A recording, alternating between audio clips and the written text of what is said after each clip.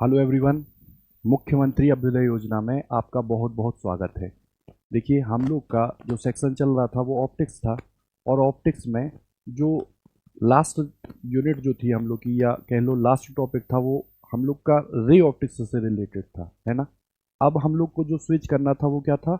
Wave optics. मतलब सारी की सारी जितनी भी घटनाएं हम देखेंगे वो किस पे आधारित होंगी? तो वो अपनी होंगी प्रकाश की एक ऐसी चीज जिसको हम बोलेंगे कि भाई प्रकाश जो है वो तरंग के रूप में संचरित हो रहा है। ठीक है। अभी तक जो हम पढ़ रहे थे वो रे ऑप्टिक्स थी। अब ये जो है हम लोग की वो क्या है? Wave optics. क्योंकि क्या है ना कि ये जो आपका सूक्ष्मदर्शी है या दूरदर्शी है, वो बाकी जो मानव नेत्र है वो हट गया है आपके सिलेबस से। तो जो इंटरफेरेंस है यानी व्यतिकरण, वो बड़ा है। विवर्तन भी ठीक ही है और ध्रुवण भी ठीक है। तो हम लोग जो यहाँ से शुरू कर रहे हैं वो क्या कर रहे हैं? Wave optics. और बाकी यदि लेक्चर में टाइम मिला तो बाकी जो आधा या एक घंटे में जो टाइम रहेगा वो हम लोग दे देंगे जो लास्ट हम लोग की यूनिट है, जिसको हम लोग बोल रहे थे क्या? टेलीस्कोप और माइक्रोस्कोप। ठीक है। तो चलो हम जरा यहाँ से शुरू करते हैं। देखो, न्यूटन एक व्यक्ति थे, पता होगा नाम आपको न्यूटन। उन्होंने फिजिक्स में बहुत सारी चीज़ें दी थी, और उस समय न्यूटन का बहुत बेहतरीन बोलबाला था। तो न्यूटन ने कहा कि भाई ऐसा है कि हम एक सिद्धांत दे रहे हैं, एक हाइपोथेसिस दे रहे हैं, और उसको हम लोगों ने बोला न्यूटन का कड़ी का सिद्धांत। देखो, नाम ही रिप्रेजेंट कर रहा है न्यूटन का कड़ी का सिद्धांत। मतलब न्यूटन ने क्या कहा कि कोई भी प्रकाश स्रोत है, कोई भी यदि प्रकाश स्रोत है, तो उससे जो प्रकाश है वो छोटी छोटी कणिकाओं के रूप में निकलता है ना। इनको बोला क्या? कणिकाएं। अब इसी को उन्होंने प्रोसेस करते हुए आगे बढ़ाया, और उन्होंने अच्छे तरीके से परावर्तन की, अपवर्तन की व्याख्या कर दी। ठीक है। जितनी भी जो चीजें हैं नॉर्मल जो हम लोगों ने अभी तक पढ़ी, उनकी व्याख्या इन्होंने कर दी। ठीक। लेकिन जो इनका जो मेन जो ड्रॉबैक रहा न्यूटन का, देखो वो तो पहले इन्होंने ये कहा कि भाई कोई भी प्रकाश स्रोत है ना, तो उससे जो प्रकाश की किरणें हैं, है ना, वो जो प्रकाश की है ना वो क्या छोटी छोटी कणिकाओं के रूप में चलेंगी। ठीक है। उसके बाद इन्होंने कहा इनकी जो चाल होती है ना वो बिल्कुल सी ही होती है। क्या होती है? सी। फिर इन्होंने जो डिस्कस कर दिया वो था कि भाई अपवर्तन की भी हमसे व्याख्या करा लो, और परावर्तन की भी करा लो।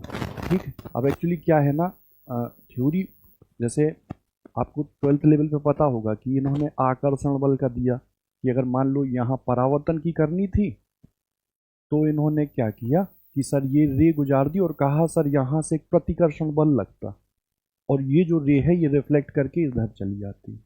और जस्ट अपोजिट अगर अपवर्तन करना था, तो इन्होंने कहा ये प्रकाश की किरण गई और ये इधर की ओर आई, यहाँ प्रतिकर्षण था जो कणों पर था, छोटी छोटी कणिकाएं मानी थी। तो यहाँ पे तो कणिकाओं पर जैसे जैसे करीब आएगा प्रतिकर्षण बढ़ेगा, और यहाँ पर जैसे जैसे करीब आएगा तो यहाँ पे इन्होंने क्या कहा? आकर्षण। इसके आधार पर इन्होंने व्याख्या कर दी। लेकिन जब ये कर रहे थे व्याख्या, तो इन्होंने एक जो चीज है जिसको हम लोग नॉर्मल भी समझ सकते हैं, उसको इन्होंने गलत बता दिया। और उसके तहत इन्होंने कहा क्या कि अगर ये कोई माध्यम है जो अलग कर रहा है, ठीक, तो इन्होंने कहा कि अगर ये क्या है? विरल। और ये क्या है? सघन। तो इन्होंने कहा कि जब कोई प्रकाश की किरण चूंकि अनेक कणिकाओं से मिलकर बनी है, वो विरल से कहा जाती है सघन में।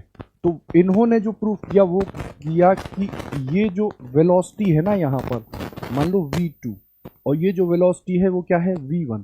तो इन्होंने जो प्रूफ किया वो किया कि जो v2 है यानी वेलोसिटी इन डेंसर मीडियम, वो ग्रेटर देन किसके होती है? वेलोसिटी इन रेयरर मीडियम। जो कि गलत हुआ, है ना। सीधी सी बात थी। यहां तक जो न्यूटन की चीज थी वो थी। अब इसी को जब फर्दर डील किया गया या पढ़ाई की गई, तो पता चला एक व्यक्ति थे हाइगेंस। कौन थे? हाइगेंस। तो उन्होंने अपनी भी एक हाइपोथेसिस दी, है ना। उन्होंने क्या दी? अपनी हाइपोथेसिस। तो इन्होंने जब हाइपोथेसिस अपनी दी, तो इन्होंने एक यूनिवर्सल माध्यम मान लिया जिसको ईथर बोला। क्या बोला? ईथर। और उसका जो जड़त्व था वो नेग्लेजिबल था, उसका जड़त्व नहीं था, ठीक। और इन्होंने बहुत अच्छे तरीके से तीन फिनोमेना, जिन फिनोमेना को मैंने बोला, एक को बोलते हैं हम लोग क्या, इंटरफेरेंस,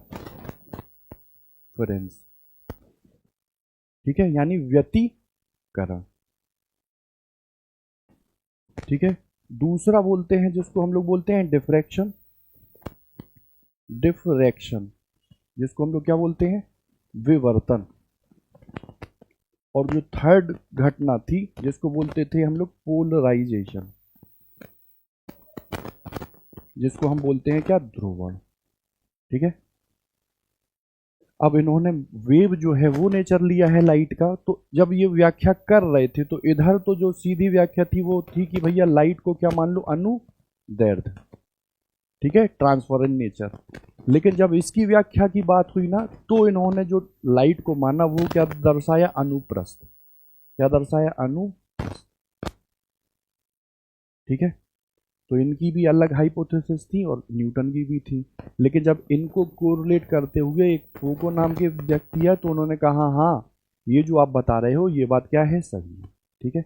इतनी सी बात थी किसकी, न्यूटन की, और किसकी, हाइगेंस की। अब इन्होंने ही बताया कि जो तरंग सिद्धांत है वो क्या है, उसके क्या क्या पोस्टुलेट हैं, और फिर इन्होंने बताया कि जो द्वितीयक तरंगाग्र हैं या द्वितीयक तरंगिकाएं हैं वो क्या है। फिर इन्होंने एक अच्छा कॉन्सेप्ट दिया जिसको बोलते हैं हम लोग तरंगाग्र, वेव फ्रंट, ठीक। तो जो हम लोग का जो टॉपिक है वो बेसिकली कहाँ से शुरू है, यहीं से, कि वेव फ्रंट क्या है, कितने प्रकार का होता है। और एनसीईआरटी में अगर आप देखेंगे तो एग्जाम्पल के तौर पे दिया हुआ है, कोई तारा है या प्रिंसिपल एक्सेस पे कोई प्रकाश स्रोत रख दिया है, तो जो उसका वेव फ्रंट बनेगा लेंस से अपवर्तन के बाद वो कैसा होगा, ठीक। चलो तो उसी को हम लोग देखते हैं।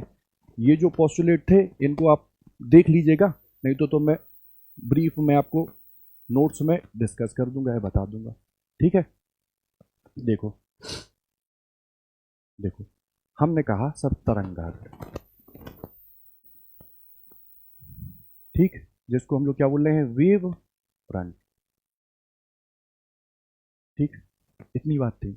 तो क्या है तरंगाग्र, तो ये हाइपोथेटिकली हमने एक पृष्ठ खींच दिया, ठीक है। क्या किया, पृष्ठ खींच दिया। देखो तरंग संचरित कर रही है, और कौन सी तरंग, तो हम यहाँ प्रकाश पढ़ रहे हैं।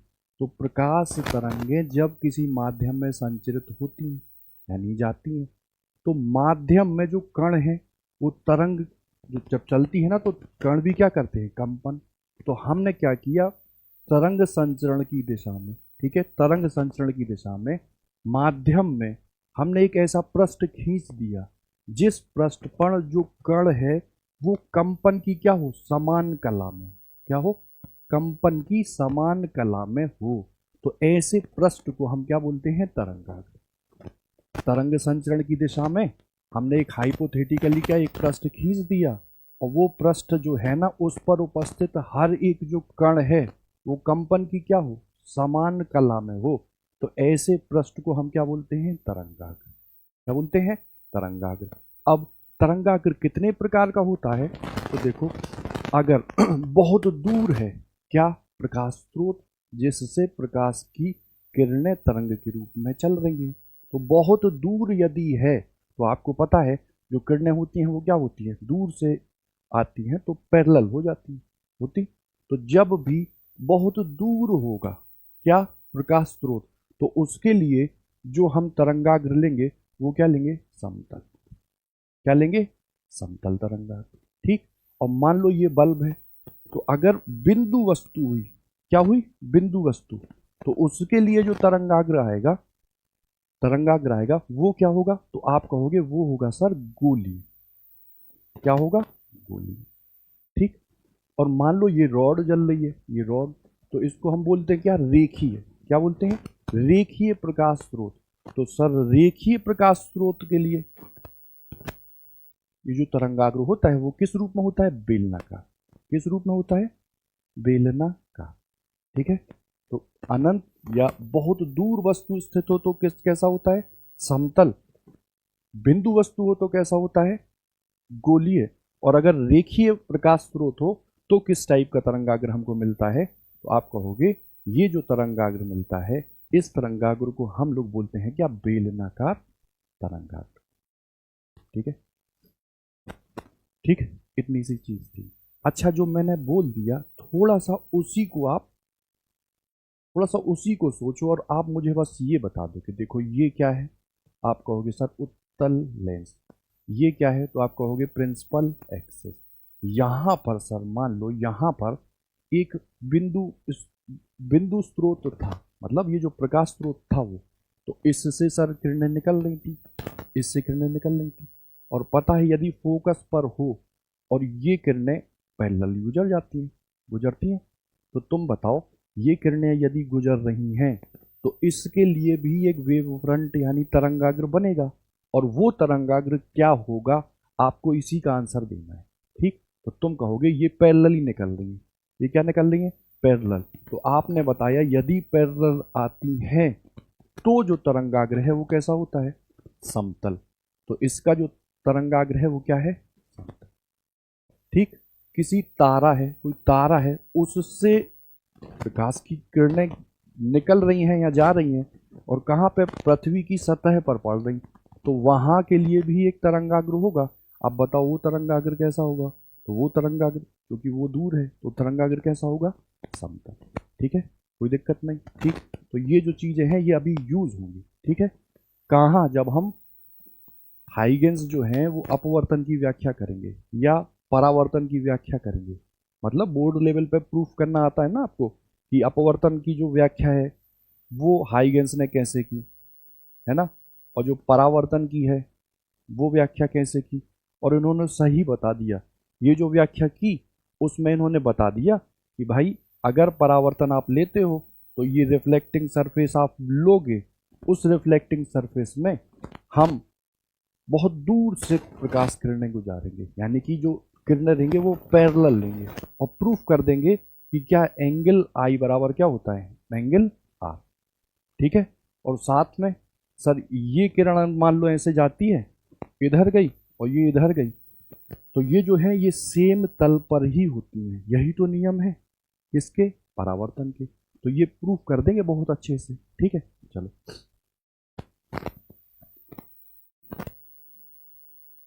अच्छा देखो, चलो अच्छा पहले ये देख ही लो।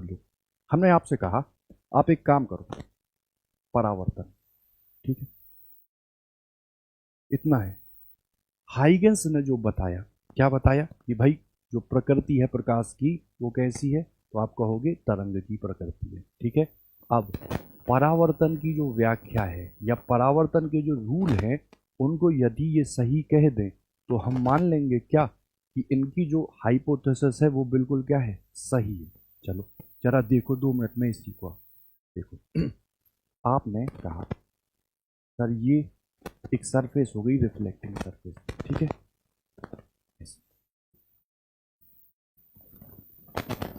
ठीक, अच्छा अब बताओ, हमने वस्तु जो प्रकाश जो स्रोत है उसको बहुत दूर लिया, तो बताओ यदि बहुत दूर लूंगा तो उससे जो किरण आ रही होंगी, है ना, उससे जो तरंग के रूप में प्रकाश की किरणें आ रही होंगी वो कैसी होंगी? आप कहोगे समांतर।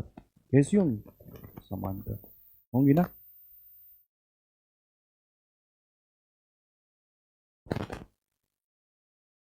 तो लो ये एक ले ली, ठीक है, और लो ये दूसरी ले ली। ठीक, अब सर रिफ्लेक्टिंग सरफेस है, तो आप बताओ ये किरण यहाँ कुछ ऐसे जाएगी और ये किरण परावर्तन के बाद कुछ ऐसी जाएगी।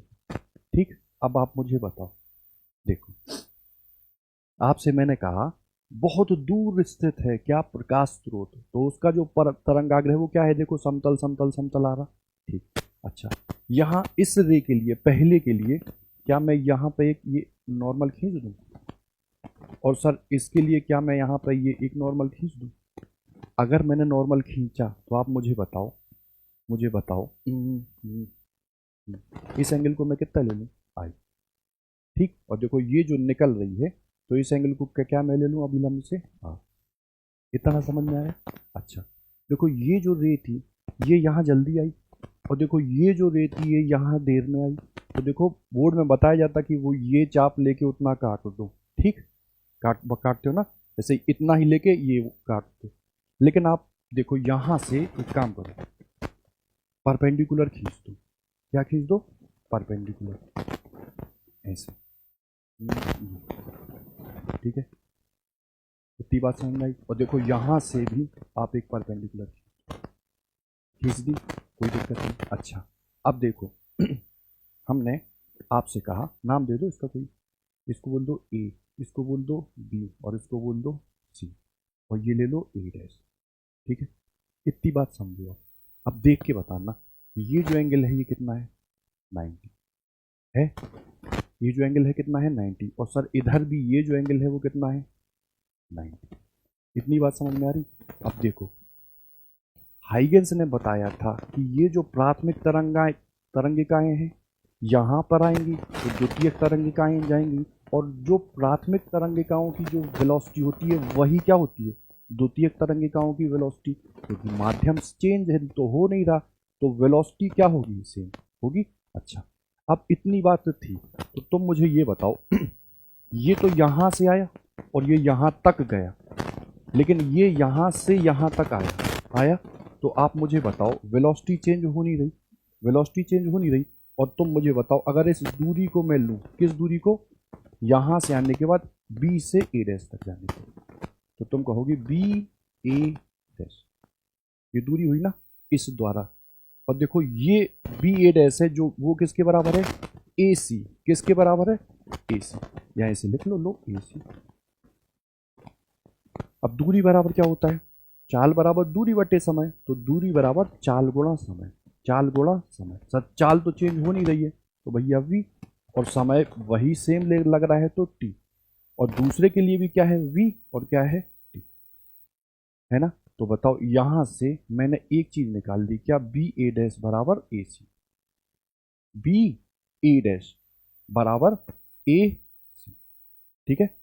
इतना बात है। अच्छा, अब आप मुझे देख के बताओ ये जो रेज आ रही थी, ये जो रेज आ रही थी इसको मैं यहां बना लूँ अगर, देखो ऐसे ऐसे, ठीक।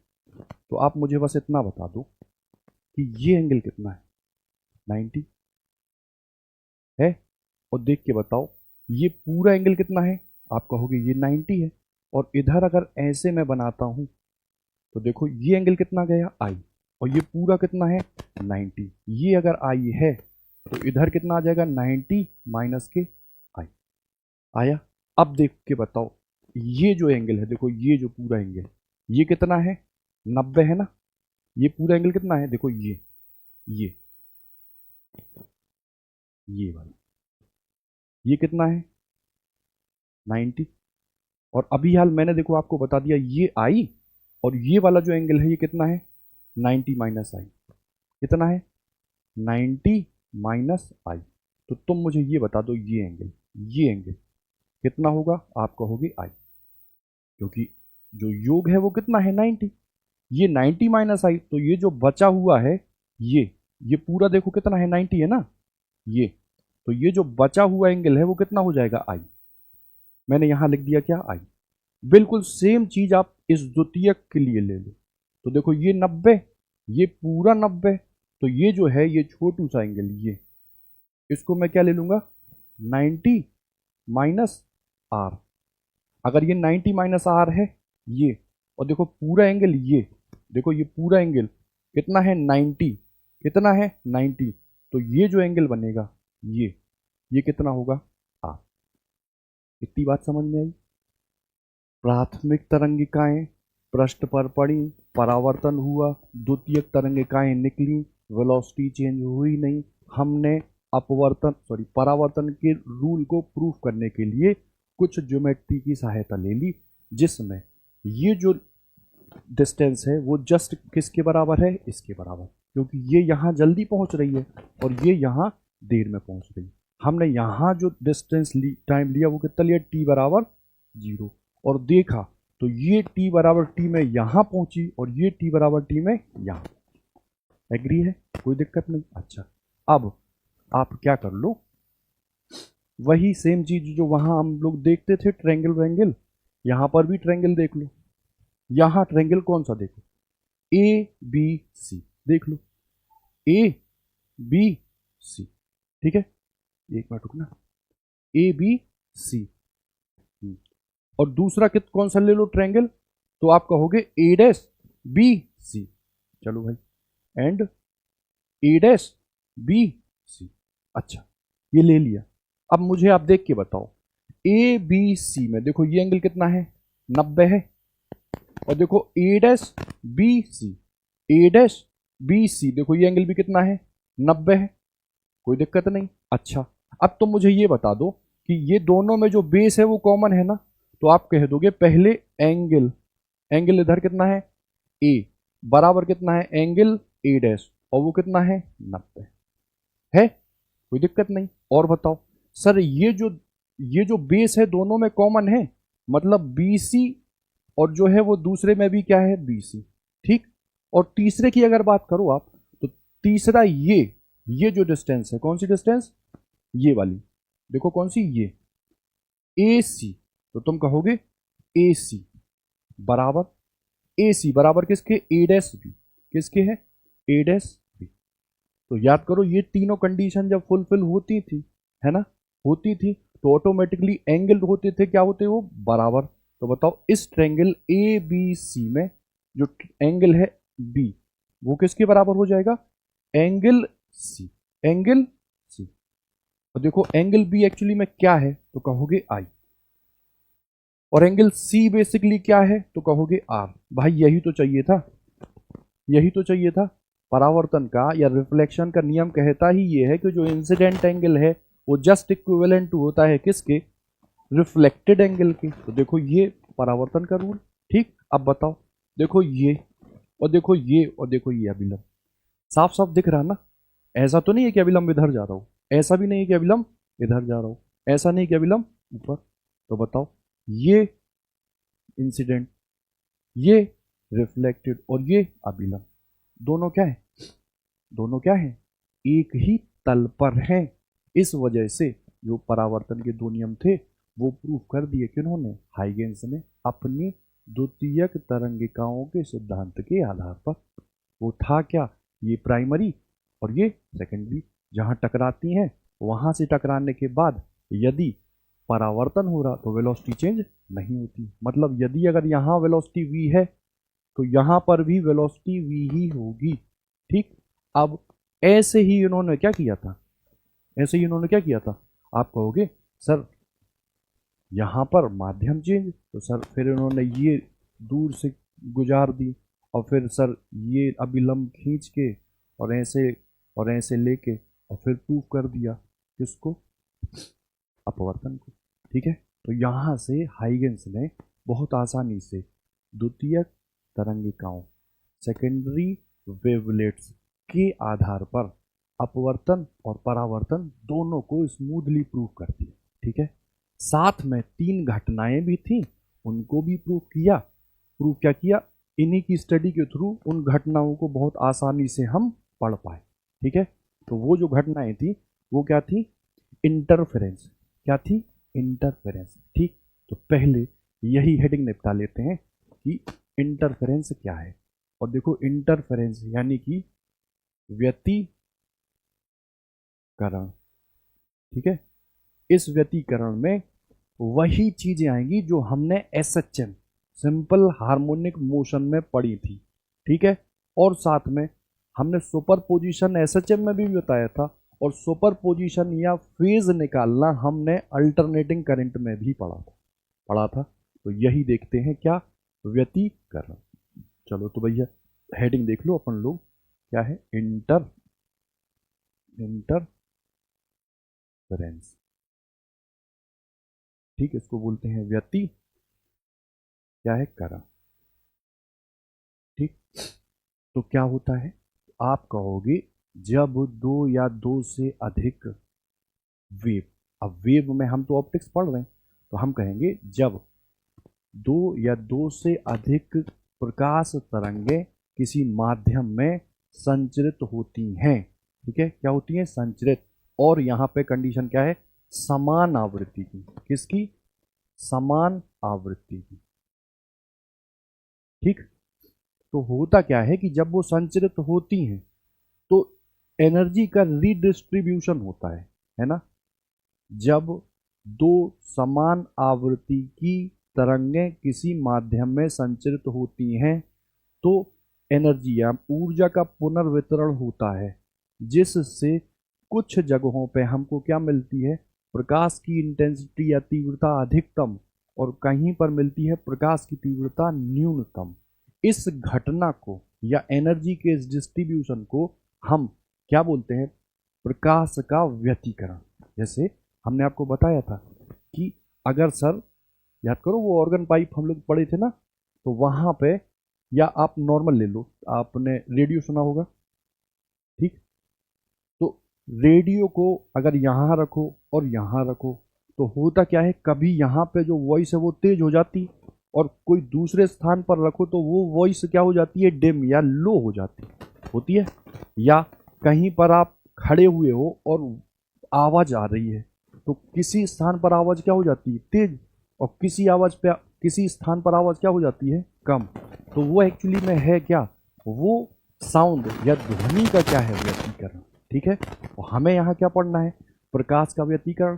तो लगभग समान आवृत्ति की तरंगें माध्यम में संचरित तो होंगी, तो उनके, ध्यान समझना, उनके सुपरपोजिशन, किससे, सुपरपोजिशन, है ना, मतलब अध्यारोपण। अध्यारोपण से क्या होगा, ऊर्जा का पुनर्वितरण, और कहीं पर तीव्रता अधिकतम और कहीं पर तीव्रता न्यूनतम मिलेगी।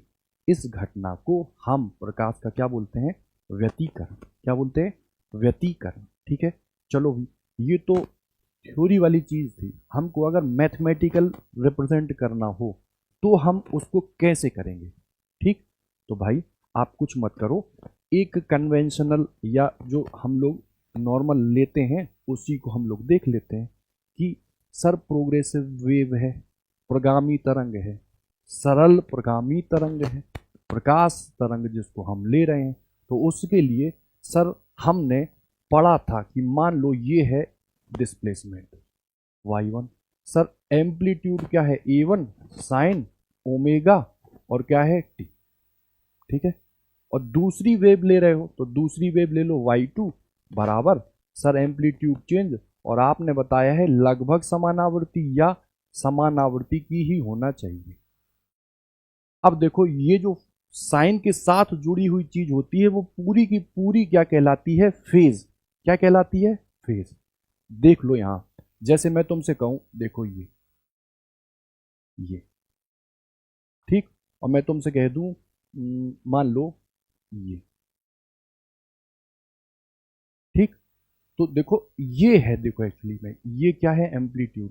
ये क्या है, एम्पलीट्यूड यहां कम और इसका एम्पलीट्यूड ज्यादा।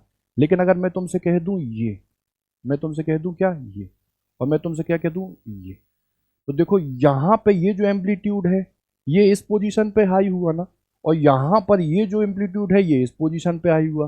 तो इस पोजीशन के चेंज की वैल्यू को, ये जो पोजीशन का जो चेंज है ना, उसको हम लोग बोलते हैं फेज डिफरेंस। क्या बोलते हैं, फेज डिफरेंस।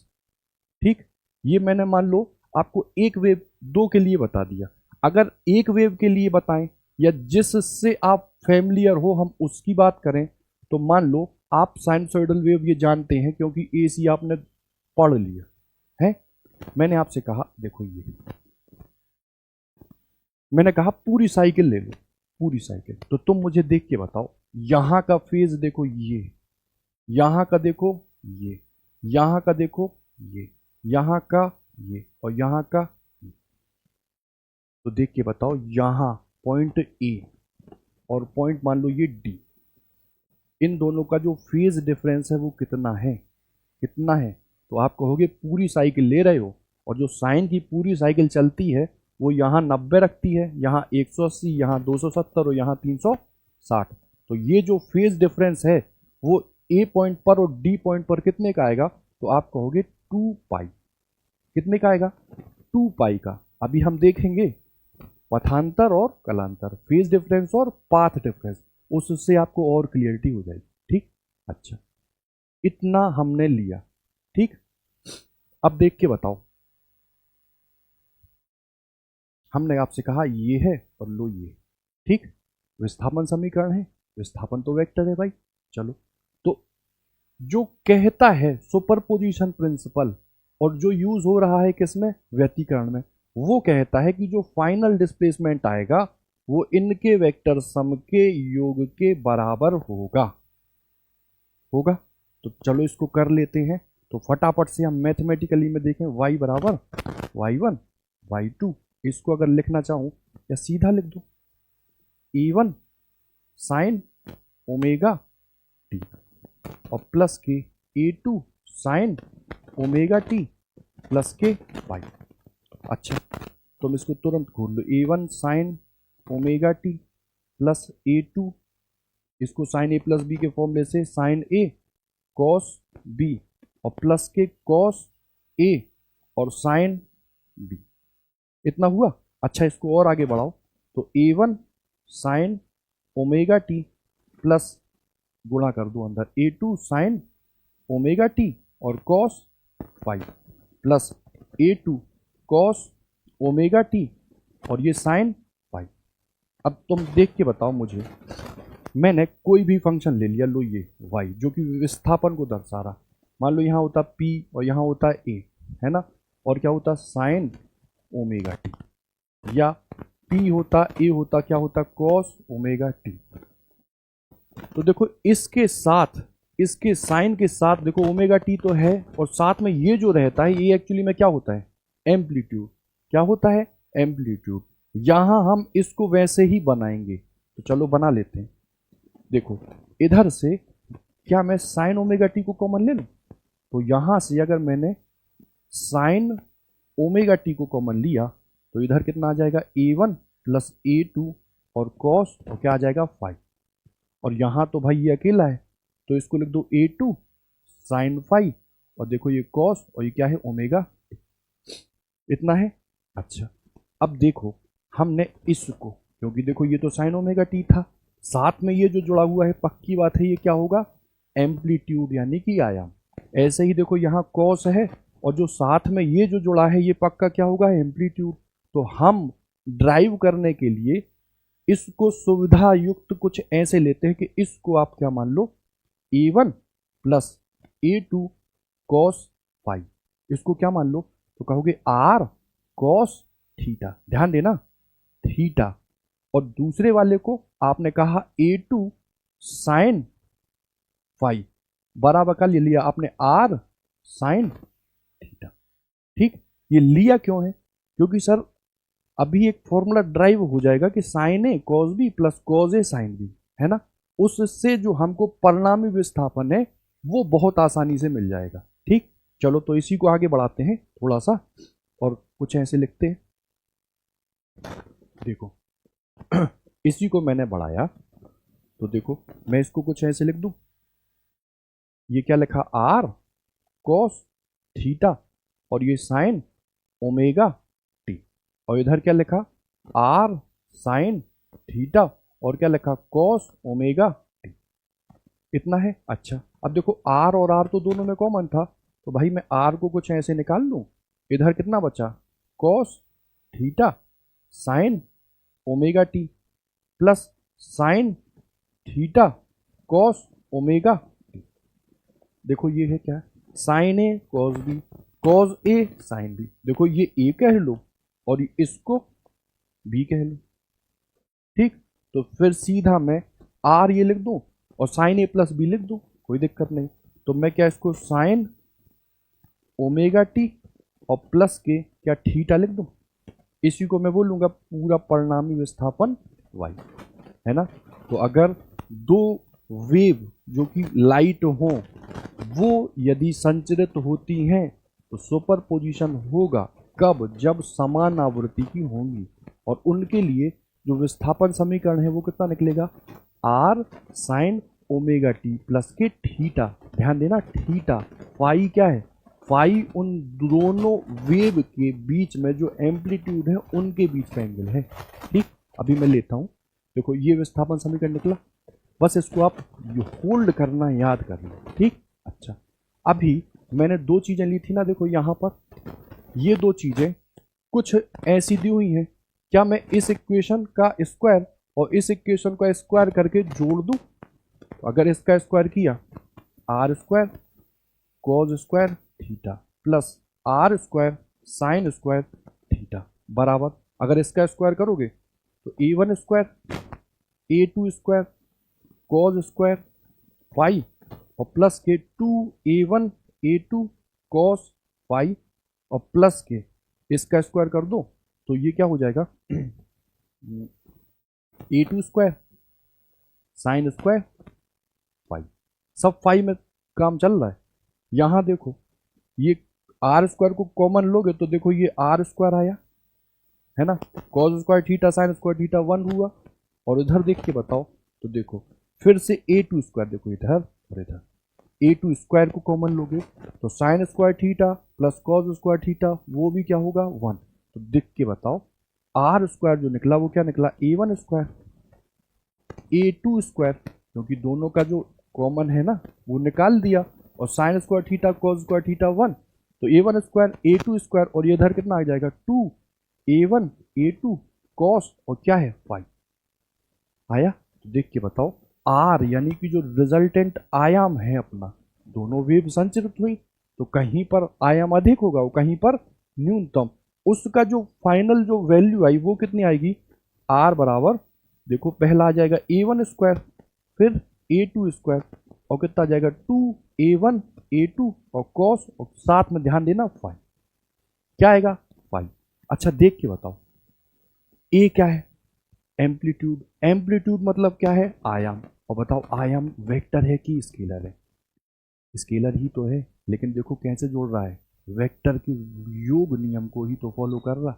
इसका मतलब यहाँ हम बिल्कुल एसी जैसा, जहाँ पे मैं वोल्टेज और करंट को भी फेजर बनाने के लिए सदिश लेता था, वैसे ही यहाँ हम एम्पलीट्यूड को भी क्या लेंगे सदिश के रूप में। ठीक है, अच्छा इतनी बात आपको समझ में आई।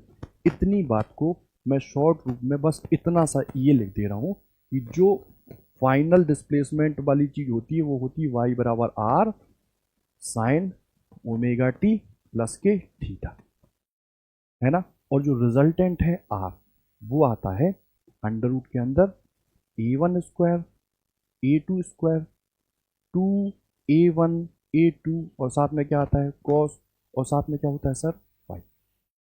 ठीक, जैसे देखो समझो ये कोई पहली वेव थी है ना, और कोई दूसरी वेव थी है ना, वो वेव इससे आगे थी, लो ये ठीक है आगे थी, उसी आगे को ही तो हम लोग फेज डिफरेंस बोलते हैं, क्या बोलते हैं पाई बोलते। अच्छा सर अब हम इनको जोड़ना चाहते हैं, क्योंकि वेक्टर जैसा लिया है तो क्या मैं इसको ऐसे बढ़ा दूं और देखो क्या मैं इसको ऐसे ले लूं, तो आप कहोगे सर ये है रिजल्टेंट ये, और इसी को आप यहां क्या बोल रहे हो आर बोल रहे हो।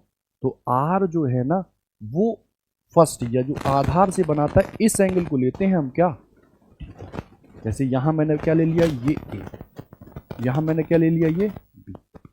ठीक, तो याद करो वेक्टर हमने बताया था कि सर आप उसको कुछ ऐसे ले जाओ और इसको कुछ ऐसे ले जाओ, इतना कर दो। अच्छा अब आप टेन थीटा का फॉर्मूला लगा दो, तो आप कहोगे ये बी है ना, तो बी का सर ये कंपोनेंट यहां गया, इसको बोलोगे बी साइन, और देखो पूरा एंगल ले रहे हैं पूरा एंगल, तो क्या होगा फाइव, और इधर की ओर देखो बी का इधर की ओर ये यहां से यहां तक कितना होगा कितना होगा, तो देखो ये तो ए गया, बी को इस बी को यहां पर भी तो बी लिख सकते हो, और इस बी के लिए देखो ये जो एंगल है फाइव वही एंगल ये भी है क्या फाइव, तो इसको मैं बी कॉस फाइव लिख दूं।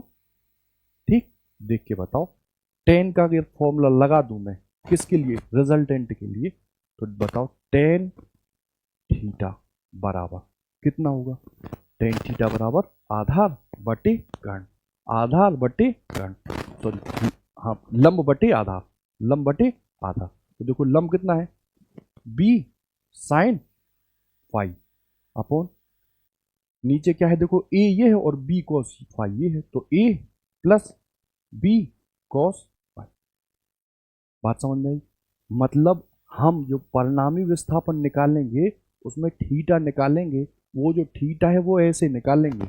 और जो हम लोग आदर्श एंगल पढ़ते थे ना, जैसे ये आता था 37, आता था ना, ये अगर मान लो 37 होता था तो ये कितना आता था 3, ये कितना आता था 5, ये कितना आता था 4। अगर मान लो 53 होता था तो 53, तुम कहोगे सर ये तो होता था कितना 90 होता था ना, तो 53 के लिए ये तो वही रहता था 5, ये कितना हो जाता था 4, और ये कितना। यही अभी आएगा हम जब विस्थापन समीकरण निकालेंगे, किसका, वेव का, जिसका क्या हो रहा होगा, इंटरफेरेंस यानी व्यतिकरण। ठीक, तो इतनी चीज आपको क्लियर हुई। अच्छा, अब आप कह रहे हो कि किन्हीं बिंदुओं पर तीव्रता अधिकतम और किन्हीं बिंदुओं पर तीव्रता न्यूनतम होती है।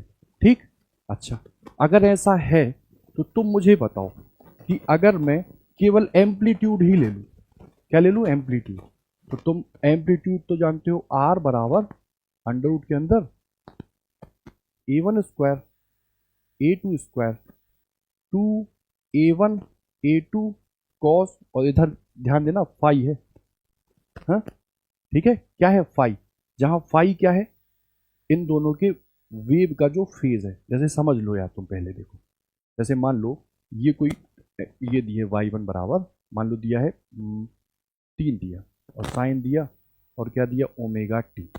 ठीक, और लो ये दिया y2, और ये कितना दिया 3 साइन ओमेगा टी, और इधर मान लो कितना दिया है, मान लो 30। तो देखो ये तो समझ में आ रहा ना कि साइन के साथ जो होता है वो क्या है, फेज। साइन के साथ जो है वो क्या है, फेज। और इन दोनों फेज में आगे कौन है, ये आगे कौन है, ये। तो इसकी वैल्यू इससे कितनी ज्यादा है, तो तुम कहोगे सर बड़ी है ओमेगा टी प्लस 30 और छोटी है ओमेगा टी, तो माइनस करो तो बताओ कितना आ जाएगा 30, यानी ये इससे कितना आगे हो जाएगा 30। सीधा सा डायग्राम बन जाएगा, ये यानी मान लो 3, और ये यानी कितना 4 ले लो, 4, और ये 4 ले लो, और ये 3 ले लो। देखो ये क्या है 4, और ये क्या है 3, कितना आगे है 5, और 5 की वैल्यू कितनी है 30, कितनी है 30, तो फॉर्मूला लगा दो। बताओ, पहले ये बताओ कि इनके बीच में जो फेज डिफरेंस है वो कितना है 30। अच्छा बताओ, इनके लिए मैं आर रिजल्टेंट निकालना चाहूँ, कहोगे आर बराबर, सिखाया है आपने क्या, a1 स्क्वायर, तो देखो ये है a1 9, a2 स्क्वायर सर 4 का 16, और 2, और ये a 3, और ये b 4, और साथ में क्या है cos 5, cos 5 कितना है 30। अच्छा, cos 30 लूंगा तो √3/2 होगा, एक दूसरे को काट कूट देगा, कुछ ऐसा होगा। देखो 25 प्लस 2 ये हुआ, 12 ये हुआ, और 1 √3/2, इससे इसको काट दो, देखो ये कुछ ऐसे आ जाएगा ना, 25 प्लस के 12 √3 आएगा। ती बात समझ में आई? हमने देखो ये बहुत कराए थे जब हम एसी पढ़ा रहे थे तुम्हें और एसएचएम। ठीक, जैसे देखो बार बार एंगल तो हम देखेंगे नहीं, जैसे मैंने कहा y1 बराबर, हेलो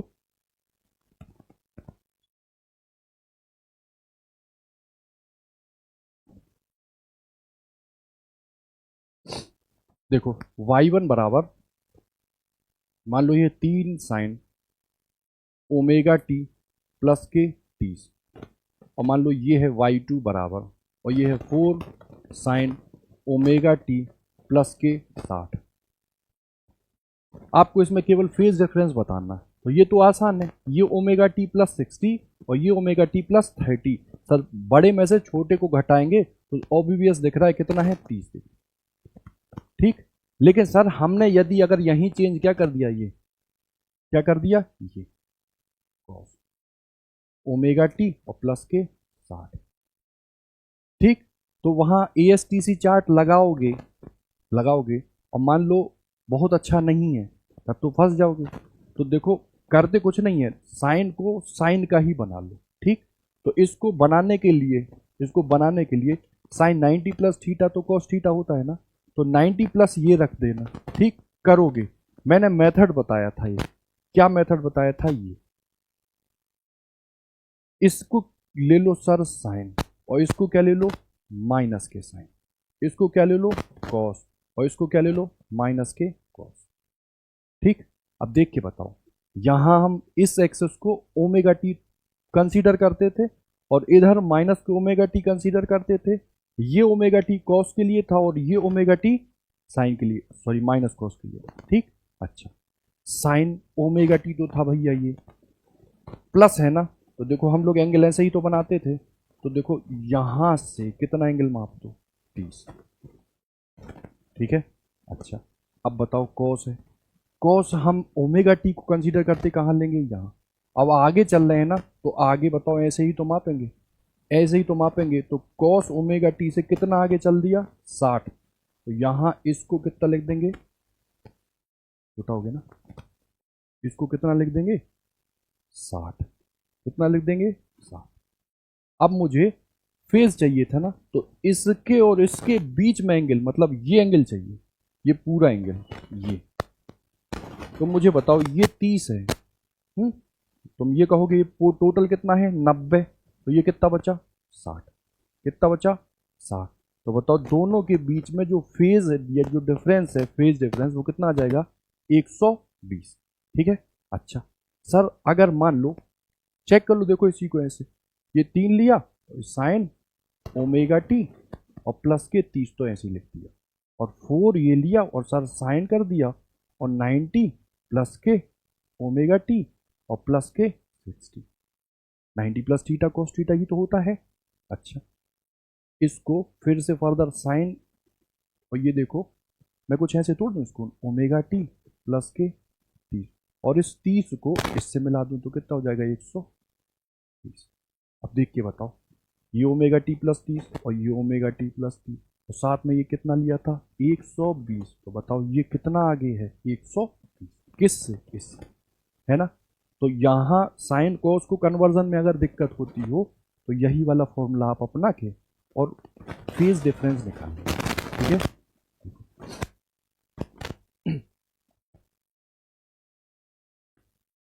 जैसे देखो यहीं पर मैंने कुछ ये दे दिया, ये y2 बराबर 4, और मान लो इसको मैंने कुछ ऐसे कर दिया, कॉस और ओमेगा टी और माइनस के 60। ठीक, तो वही प्लस माइनस में थोड़ा सा दिक्कत होगी ना, कुछ मत करो, ये ऐसे बना लो और ये ऐसे, और ये ले लो साइन और ये ले लो माइनस साइन, और ये ले लो कॉस और ये क्या ले लो, माइनस के कॉस, ले लिया। चल दो, ओमेगा टी से कितना आगे, 30, तो इधर से कितना आगे, 30, खत्म।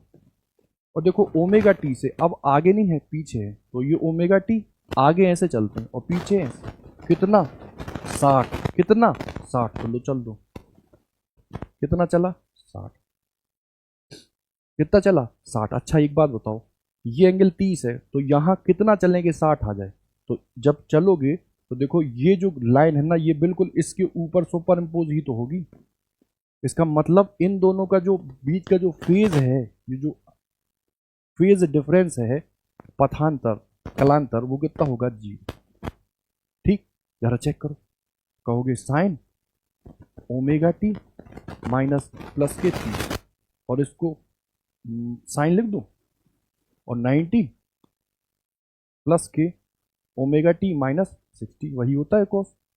अच्छा, अब देखो फिर से इसको ऐसे ले लो, ओमेगा टी और प्लस के लो 30 ले लो, इससे चुरा के प्लस 30 ले लिया। अब देखो अगर यहां से प्लस 30 ले लिया, तो प्लस 60 ये बचा और माइनस 60 ये बचा। बोलो ओमेगा टी तो ये था, इससे 30 ले लिया तो प्लस 60 ये बचा था और माइनस 60 ये बचा था, तो बताओ कितना हुआ, 0। तो देखो ये और ये सेम ही फेज में तो है, तो फेज डिफरेंस कितना है। अब कोई भी वैल्यू यहाँ कॉस की चेंज कर देगा, आप यही डायग्राम बना के और फेज डिफरेंस बहुत आराम से निकाल लें। ठीक है, चलो आगे बढ़ते हैं हम लोग।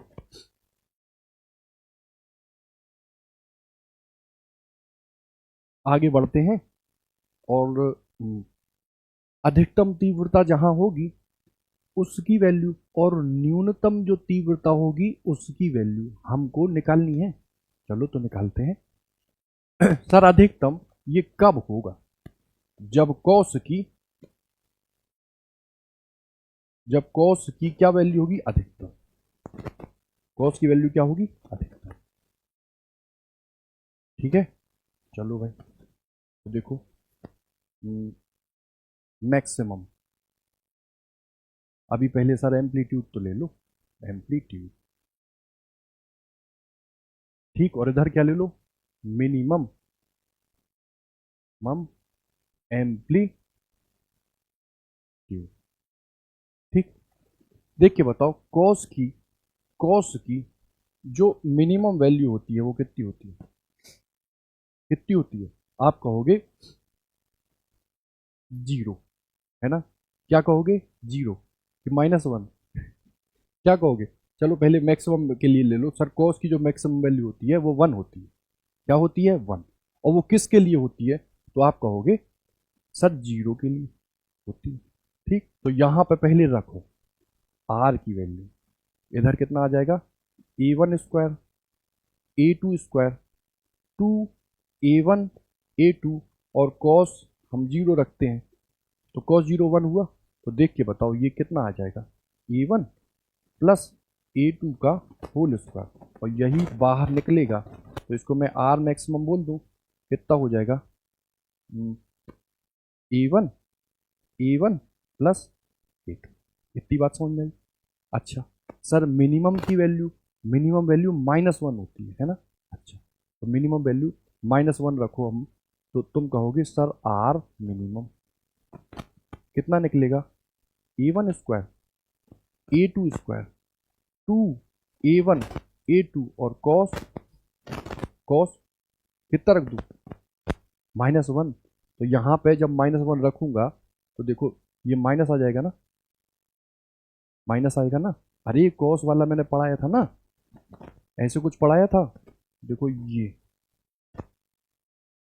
है ना, ये कितना होता था? 1। ये कितना होता था? -1। ये कितना होता था?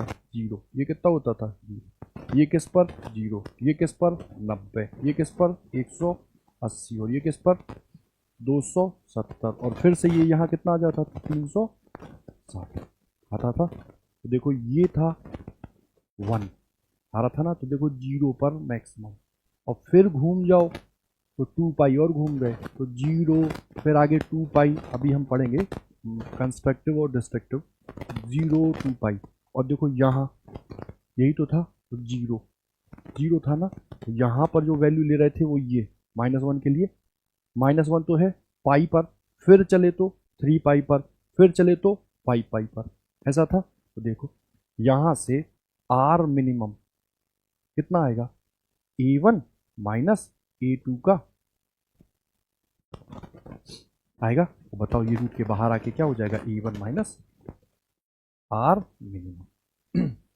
ठीक है, तो जो एम्पलीट्यूड अधिकतम है भाई उसके लिए तो सीधी सी बात है, जो फेज होना चाहिए वो कितना होना चाहिए? 0। कितना? 0। देखो अगर ये वेव एक रही और दूसरी वेव ये रही, तो तुम बताओ फेज डिफरेंस 0 होना चाहिए, तभी आर क्या मिलेगा? अधिकतम। और बताओ न्यूनतम के लिए फेज डिफरेंस कितना होना चाहिए? इधर की ओर 180। देखो cos 180 तो रख रहे थे, 90 प्लस 90 माइनस साइन 90 और साइन 91, तो यहाँ माइनस आ रहा था। मतलब न्यूनतम के लिए ये फेज इधर होगा तो ये फेज।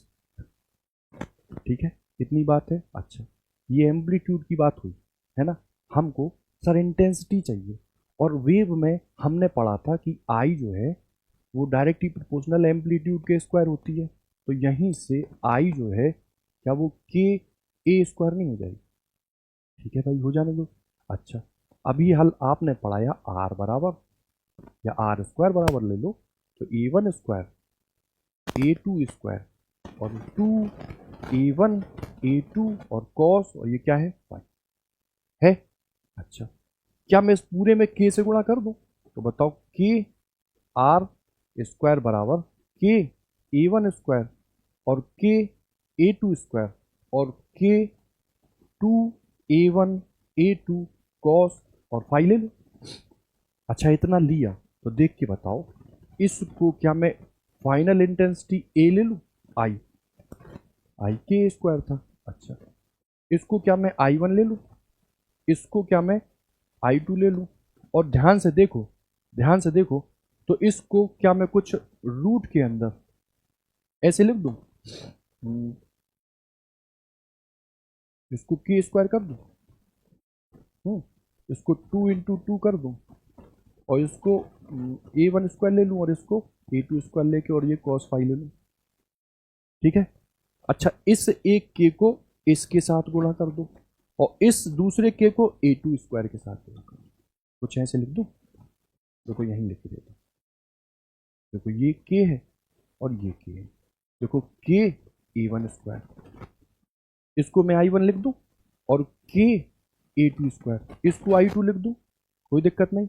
और देखो टू टू तो था, वो बाहर आके क्या हो जाएगा? टू। देखो आई को क्या मैं कुछ ऐसे लिख दूँ? आई वन, और ये आई टू, और इधर कितना हो जाएगा? टू, रूट के अंदर आई वन, रूट के अंदर आई टू, और क्या हो जाएगा? कॉस, क्या हो जाएगा? फाइव। एग्री? ठीक है भाई। अब सेम कंडीशन वही सर, जहां तीव्रता अधिकतम वहां पे संपोषी वितरण या कंस्ट्रक्टिव इंटरफेरेंस होता है, और जहां पर तीव्रता न्यूनतम यानी कि ब्लैक धब्बा, वहां पर जो व्यतिकरण होता है वो होता है विनाशी। क्या होता है? विनाशी। तो देखो इसी के लिए आई मैक्सिमम सीधा लिख रहा हूं अब मैं। ठीक, कितना हो जाएगा? इसको ध्यान से देखो, तो मैं क्या इसको पहले तो अधिकतम के लिए मैंने यहाँ वैल्यू 1 कर दी, और वन वैल्यू जो है वो 0 के लिए होती, तो इसको आई मैक्सिमम के रूप में कुछ मैं ऐसे लिख दूँ, आई वन, आई टू, और 2 अंडर रूट आई वन, और ये अंडर रूट आई टू। ये एक्चुअली में लिखा क्या है?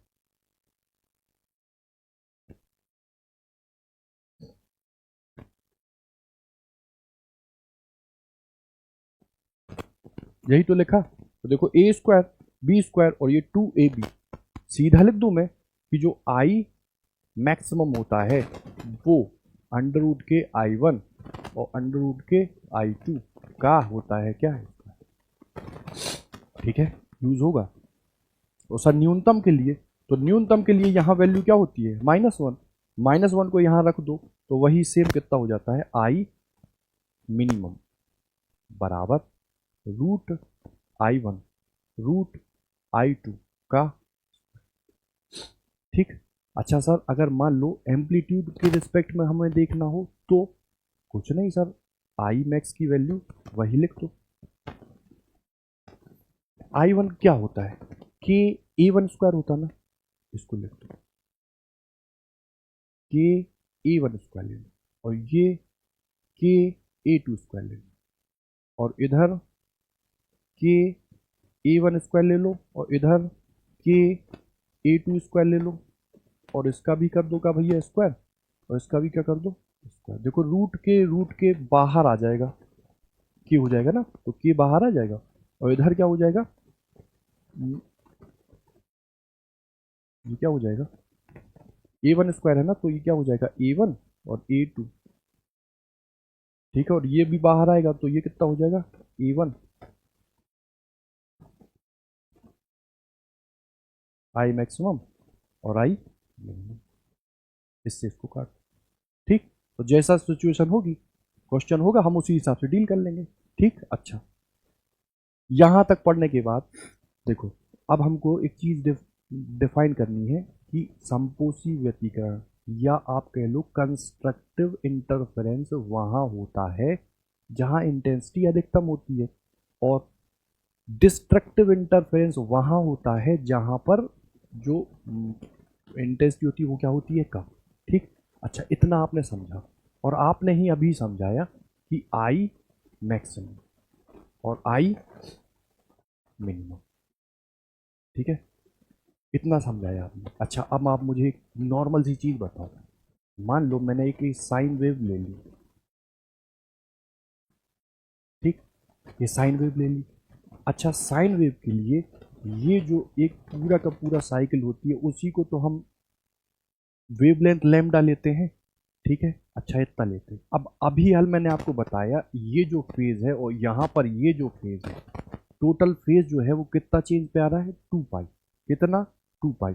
तो आप बताओ मुझे, जैसे मुझे यहाँ निकालना है, यहाँ यहाँ कहीं निकालना है, तो तुम कहोगे पूरे वेवलेंथ के लिए, है ना, जो फेज डिफरेंस है वो कितना आया था, 2 पाई आया था। तो बताओ एक के लिए, मतलब पर यूनिट के लिए कितना होगा, 2 पाई अपॉन लैम्डा होगा। और मान लो सर मुझे यहां से लैम्डा नहीं चलना, मुझे यहां से यहां तक, मान लो ये वैल्यू कितनी चलनी है, एक्स। तो पर यूनिट के लिए कितना है phase difference, 2 pi upon lambda. तो बताओ एक्स के लिए कितना होगा, 2 पाई अपॉन लैम्डा इंटू होगा। इतनी बात समझ आई। इसी फेज डिफरेंस को हम क्या लिखते हैं, डेल्टा पाई बराबर 2 पाई अपॉन लैम्डा टू लिखते हैं। अब इसका देखो यूज होगा, जैसे यहीं तुम चेक कर लो, ठीक, कैसे, सर ये पूरी लेंथ कितनी है, लैम्डा, ये लेंथ कितनी होगी, लैम्डा बाई 2। आप तो बताते हो कि ये है 0 और ये 180 यानी पाई। अच्छा प्रूव करो इसी को। तुम कहोगे पाई बराबर 2 pi upon lambda into x. यहां तक मैंने कितनी डिस्टेंस चल दी, तो लैम्डा की आधी, और लैम्डा की आधी यहां भर दो। तो बताओ 2 पाई अपॉन लैम्डा, और लैम्डा की आधी ये, इससे इसको, इससे इसको, बताओ कितनी हो जाएगी, पाई। कितनी हो जाएगी, पाई। देखो इसका यूज होगा इसलिए मैं ये समझा रहा हूं। अच्छा मान लो यहां के लिए पूछता तो कितनी डिस्टेंस चल दी, यहां से यहां तक लैम्डा थी, ये लैम्डा बाई 2 और ये भी लैम्डा बाई 2, है ना। लेकिन ये जो था ये लैम्डा बाई 2 का आधा था, यानी लैम्डा बाई 4 था। तो बताओ 2 पाई अपॉन लैम्डा, और देखो ये लैम्डा बाई 2 और ये लैम्डा बाई 4, है ना। तो मैं इन दोनों को जोड़ दूं, लैम्डा बाई 2 और लैम्डा बाई 4, ठीक है।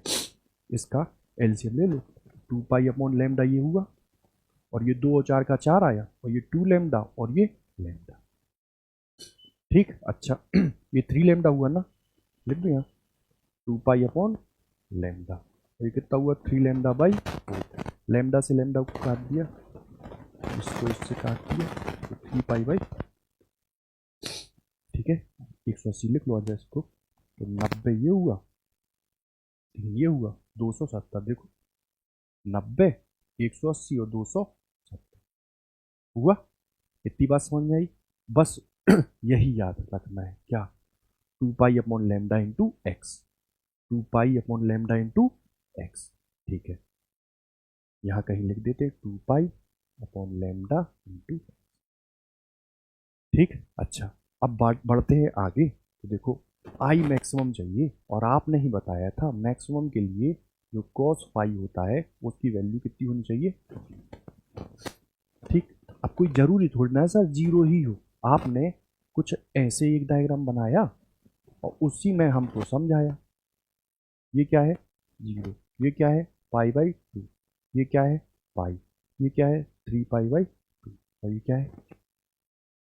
पहली बात अधिकतम 0 पर है, और मान लो फिर से हम घूम के कितना गए, 90, 180, 270 और 300। तो 0 में अगली बार जब रोटेट किया तो कितने पे आ गए हम, 2 पाई। फिर किया तो कितने पे आ गए, 4 पाई। फिर किया तो कितने पे आ गए, 6 पाई आए ना। तो यहां यहां ये जो फाई है वो जनरल में कितना होना चाहिए, 0 या 2 पाई या 4 पाई, डॉट डॉट डॉट डॉट, ठीक। अब इसी को मैं जनरलाइज में क्या 2m पाई लिख दूं, m की वैल्यू 0 तो 0, 1 तो 2 पाई, 2 तो 4 पाई, 3 तो 6 पाई, ठीक। अच्छा अच्छा अभी हाल मैंने क्या पढ़ाया, फाई बराबर 2 pi upon lambda into x, इतना पढ़ाया। अच्छा यहां फाई की वैल्यू 0 रखोगे तो एक्स की वैल्यू भी कितनी आ जाएगी, 0। अच्छा फाई की वैल्यू 2 पाई रखोगे तो ये 2 पाई अपॉन लैम्डा, और ये एक्स, इससे इसको काटो तो एक्स की वैल्यू कितनी आ जाएगी, लैम्डा। थर्ड केस में फाई बराबर 2 पाई अपॉन लैम्डा, ये एक्स था, फाई की वैल्यू कितनी रखो, 4 पाई रख दूं, 4 पाई। तो इससे इसको कितनी बार काट दूंगा, 2। तो x कितना आ जाएगा 2 लैम्डा, कितना आ जाएगा 2 लैम्डा डॉट डॉट डॉट। अब इसी को मैं अभी जनरलाइज्ड बनाऊं तो देखो ये कितना लिख दूं मैं, m लैम्डा लिख दूं, जहां जहां m कितना कर दूं 0 1 2 डॉट डॉट डॉट। ठीक है, फुल नंबर भर दो, 0 रखोगे तो 0 1 लैम्डा 2 2 लैम्डा 3 3 लैम्डा। ठीक है, कोई दिक्कत नहीं, देख लो न्यूनतम देखो। ठीक है, इतनी बात समझ में आई। अच्छा, अब आई मिनिमम के लिए आ जाओ, आई मिनिमम। ठीक, अच्छा आई मिनिमम मैंने क्या बताया था, आई मिनिमम के लिए जो फाई है वो कितना होना चाहिए, है ना, कितना, तो तुम कहोगे पहले सर पाई। ठीक, विपरीत फेज में होते हैं, जैसे देखो, देखो ये क्या है, सेम फेज है, इस पर तीव्रता अधिकतम है। अब मान लो फिर से मुझे यही चाहिए, तो देखो एक काम करें, 90 180 270 और देखो ये 360, तो 0 में 2 पाई जोड़ दो, फिर से चलना हो तो फिर 2 पाई जोड़ दो, वही तो लिखा यहाँ, 0 2 पाई 4 Pie dot dot dot dot 2 पाई जोड़ते जाओ। ठीक, और वही मैंने यहाँ पे फेज डिफरेंस और पाथ डिफरेंस की वैल्यू में रखा, तो हमको x मिल गया। तो यहाँ जो फाई होता है वो 2 पाई और यहाँ जो x होता है वो कितना होता है m लैम्डा। ठीक है, अच्छा ऐसे ही इधर आओ, तो इंटेंसिटी कम मुझे कब मिलेगी, जब फेज डिफरेंस क्या हो विपरीत, यानी 180 होता है ना, 180 पे -1 होता है ना। ठीक है, अच्छा ये था। अब फिर से मुझे इसी डायरेक्शन में आना है, तो देखो मैं क्या करूं, 90 180 270 और फिर से वही, मतलब पाई में अब मैं कितना जोड़ दूं कि फिर से वही फेज आ जाए डिफरेंस 180 का। तो पाई तो था, 2 पाई का फिर से हम जुड़ाव कर दें यहाँ, तो देखो पहले पाई आया, फिर 3 पाई, फिर 5 पाई, ऐसे आया ना। इसी को मैं कुछ जीरो से यहाँ से शुरू किए थे ना, तो जीरो से ही यहाँ ले लो, तो मैं इसको कुछ ऐसे लिख दूं 2m प्लस 1 और क्या लिख दूं पाई। देखो करके देख लो, m की वैल्यू 0 रखोगे पाई आएगा, m की वैल्यू 1 रखोगे 2 और 1 3 पाई आएगा, 2 रखोगे तो 2 दूनी 4 और 1 5 पाई आएगा। देखो वही चीज़ है ना, तो यहाँ पर भी m की वैल्यू कितनी कर दूं मैं 0 1 2। ठीक है, ठीक है, अच्छा आगे बढ़ो, तो सर ये तो आया फाई, सर x के लिए और बता दो, तो x बराबर 2 पाई और लैम्डा इंटू इतना है। अच्छा अगर ये है, ध्यान समझना ये है, तो देखो x की वैल्यू मैं 0 भरूंगा यहाँ, सॉरी पाई की वैल्यू, तो बताओ 0 यदि भरता हूँ, 0 की जगह यहाँ पे क्या भरूँ, पहले पाई, पाई भरूँ ना। ठीक, पाई बराबर 2 पाई अपॉन लैम्डा 2x। ठीक, देखो इससे इसको हटा दो, तो बताओ x की वैल्यू कितनी आ जाएगी लैम्डा बाई, यहाँ लिख लो, यहाँ x की वैल्यू पहली क्या आई लैम्डा बाई 2। अच्छा दूसरी बार क्या रखोगे, क्या रखोगे 3 पाई, तो 3 पाई बराबर 2 पाई अपॉन लैम्डा, तो ये है, और देखो ये क्या है 3 पाई, सॉरी x निकालना है ना, x, अरे आजा यार। ठीक, तो बताओ x कितना निकलेगा 3 लैम्डा बाई 2।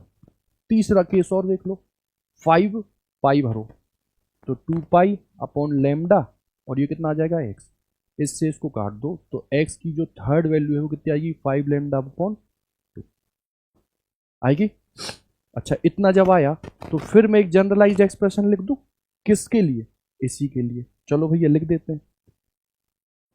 वो एक्सप्रेशन कुछ ये आएगा कि जो x है ना, वो कितना है lambda by 2, 3 lambda by 2, 5 lambda by 2 और डॉट डॉट डॉट डॉट करके।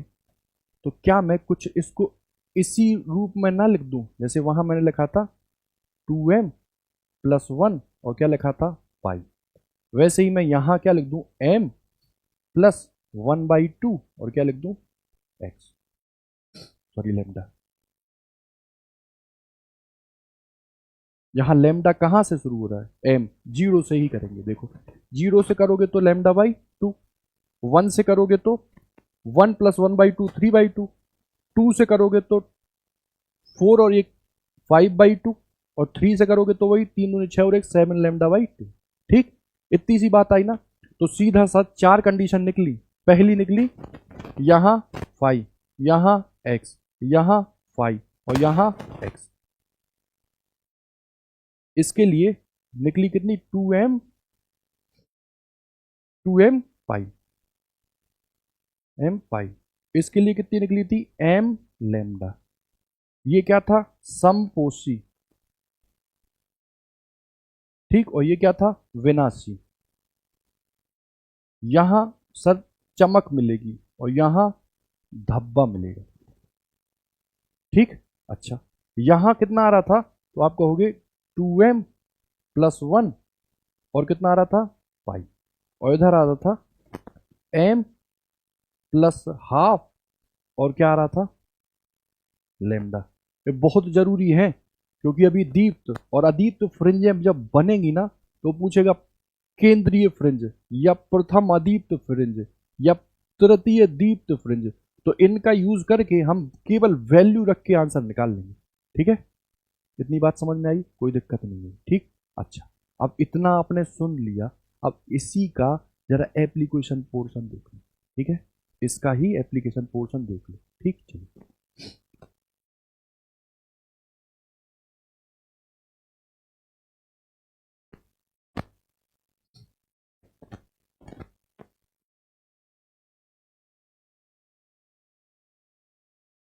और करना सब आपको ही है। ठीक है,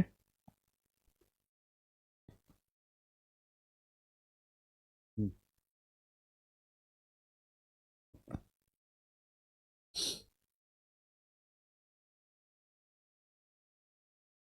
दिख रहा ना। ठीक, आराम से तसल्ली से चार फॉर्मूले हैं। पहला है एम्पलीट्यूड का वेक्टर के सम जैसा, A one square A two square two A one A two cos pi root में। इंटेंसिटी का क्या होता है, I one I two plus two root में आई वन रूट में आई टू कॉस पाई। फिर अधिकतम के लिए A one plus A two होता है, न्यूनतम के लिए A one minus A two होता है, क्या, एम्पलीट्यूड।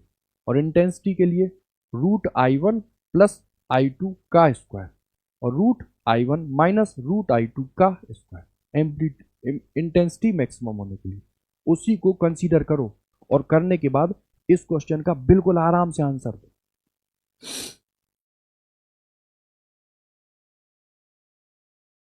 देखो क्या कह रहा है, एक ही आवृत्ति।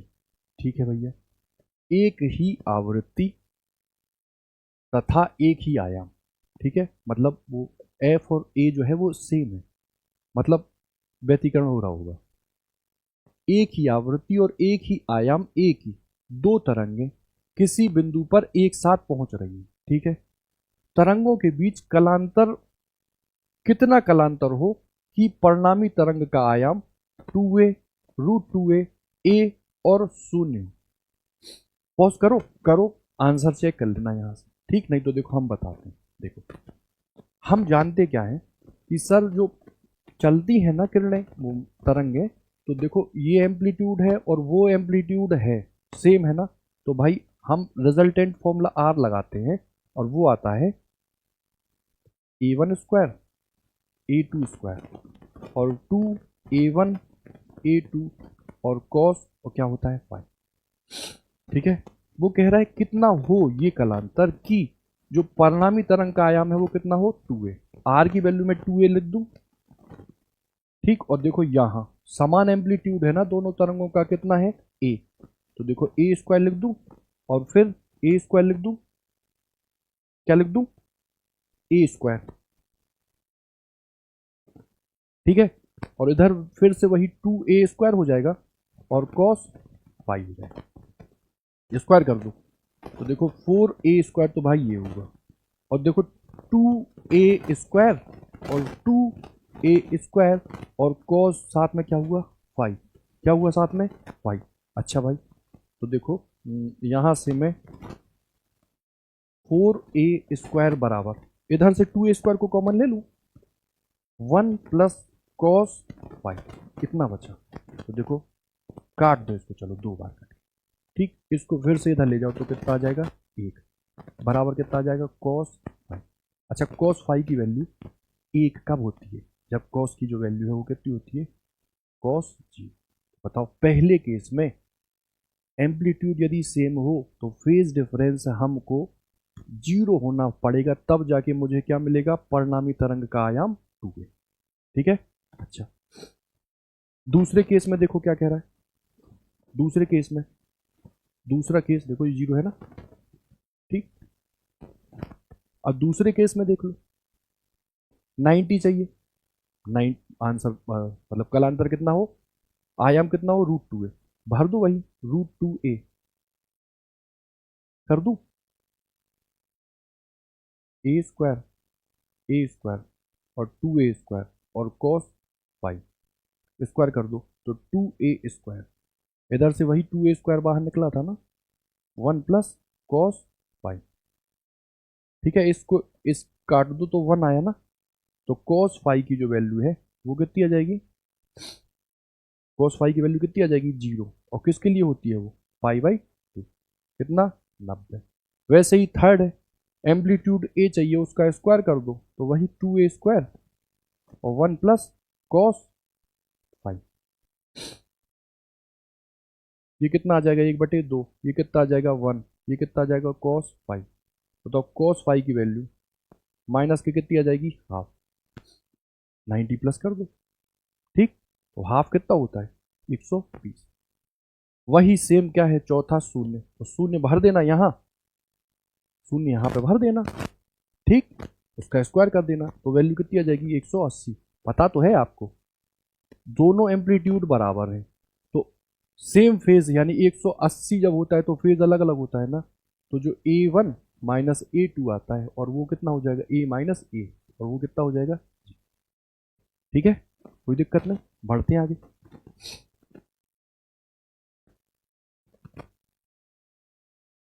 हम्म,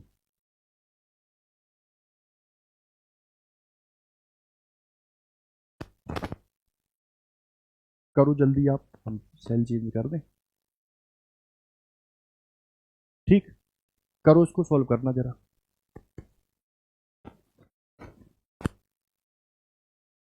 देखो कर लिया होगा, नहीं किया तो देख लो।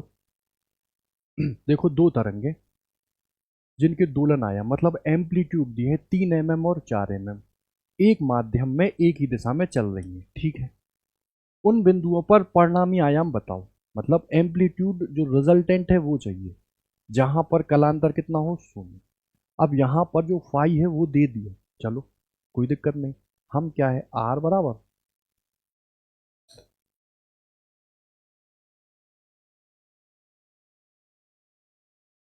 भर दूं मैं यहाँ पे, कलांतर कितना है? 0। कलांतर कितना है? 0, तो कॉस फाई ले लो, कॉस फाई 0 कर दूं। अच्छा, आर बराबर, पहले का आयाम कितना है? 3 का स्क्वायर में 9 कर दूं, 4 का स्क्वायर 16 कर दूं, और देखो ये 2 और ये 3 और ये 4 और कॉस 0 बोले तो 1।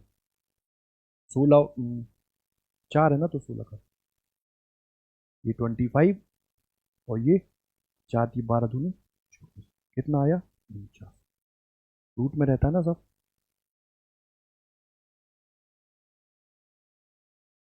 कितना आ जाएगा? 7। कितना आ जाएगा? अच्छा, क्या निकालना क्या है? परिणामी आयाम, ठीक है। तो देखो शून्य है तो शून्य के लिए कितना आ जाएगा परिणामी आयाम? 7। अच्छा, दूसरे के लिए कितना है? कलांतर पाई, कोस पाई कितना होता है? -1। देखो वही, 3 का स्क्वायर 9, 4 का स्क्वायर 16 और ये 2 3 और ये 4 और -1 गुणा कर दिया, ठीक। रूट में ले लो, तो ये 16 9 कितना हुआ? 25, और ये 4 की 12 दूनी कितना हुआ? 24, कितना आ जाएगा? 1, ठीक। तीसरे में देख लो, π/3, वही cos π/3 की वैल्यू कितनी कर दोगे आप? 1/2, 9, 16, 2, 3, 4, π/3 बोले तो 1/2, ये 25 आया और ये 12, ठीक है, लगभग 37। अप्रोक्सीमेट 36 कह लो 6, और पाई/2 तो कॉस को तो हटा देगा, तो ये आ जाएगा 16 और 9 कितना आ जाएगा, √25, यानी कि कितनी वैल्यू आ जाएगी, 5। ठीक है,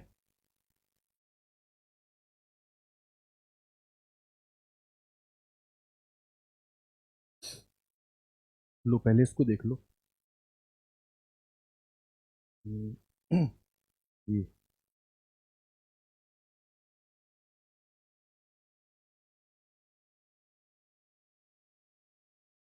ठीक है,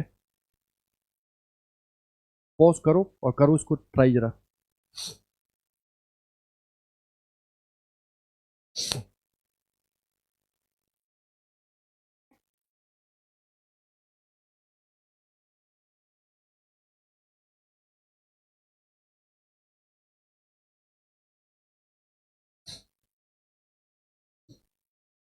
वही देखो, समान आयाम है, एम्पलीट्यूड सेम है, और जो दो ध्वनि तरंगे हैं वो 270 के कलांतर में गुजर रही, ठीक, अच्छा गुजरने दो। हम इसको सीधा डील करते हैं किससे, परिणामी आयाम होता है आर, समान आयाम है ना, तो मैं इसको ए स्क्वायर, फिर ए स्क्वायर, और फिर 2a स्क्वायर लेके और कॉस और 270 ले लूँ, ठीक है। 180 प्लस 90 कर देना, और माइनस के कॉस 90 होगा, और कॉस 90 होता कितना है, 0, ये 0 आ जाएगा। इधर कितना हो जाएगा, ए स्क्वायर, और इधर कितना हो जाएगा, ए स्क्वायर, ये कितना हो जाएगा 2a स्क्वायर, और यही क्या आ जाएगा, a√2। ठीक है, ठीक, आई होप ये कर लेंगे आप।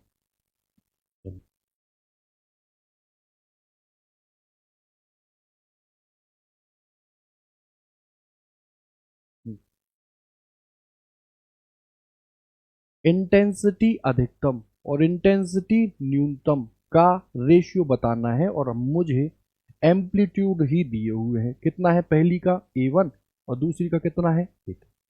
ठीक है, क्या आप निकाल पाएंगे, हम आंसर लिखे देते हैं, आप चेक कर लो आंसर भी। ठीक है, आंसर है सर 16:1।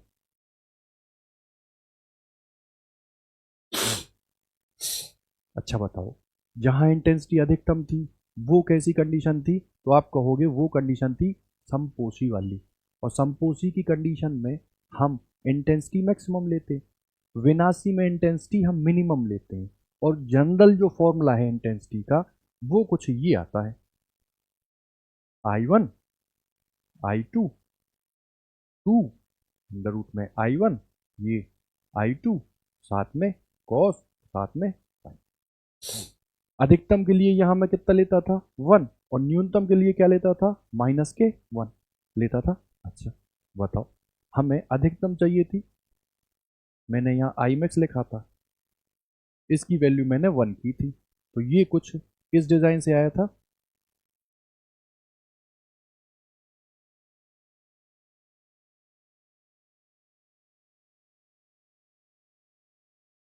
बोलो, यही तो आया था, इसी को मैं कुछ ऐसे लिख रहा था, √I1 √I2 का स्क्वायर।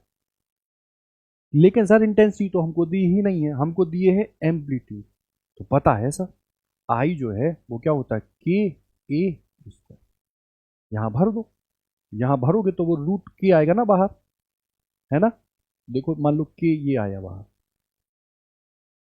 ए स्क्वायर रूट के बाहर निकल के आता तो क्या हो जाता है ए, तो इधर मैं सीधा लिख दूं a1, कितना लिख दूं a2, और क्या कर दूं स्क्वायर, इधर न्यूनतम में वही माइनस आ जाएगा, तो इधर क्या होगा a1, ये क्या होगा a2, साथ में क्या होगा, इससे इसको हटा दो, a1 कितना है 5, और 3 कितना है 8, तो 5 और 3 कितना हुआ 8, उसका स्क्वायर, और ये कितना हुआ 5, ये कितना 3, और उसका स्क्वायर, 8 का स्क्वायर 64, और 2 का स्क्वायर कितना 4, 4 एकम 4, 4 छक्के 24। ठीक है, कितना आ जाएगा 16:1।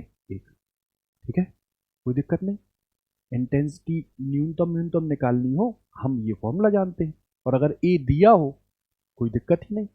ठीक है, अच्छा अच्छा, ये एक छोटा सा क्वेश्चन है, ट्राई करना जरा इसको।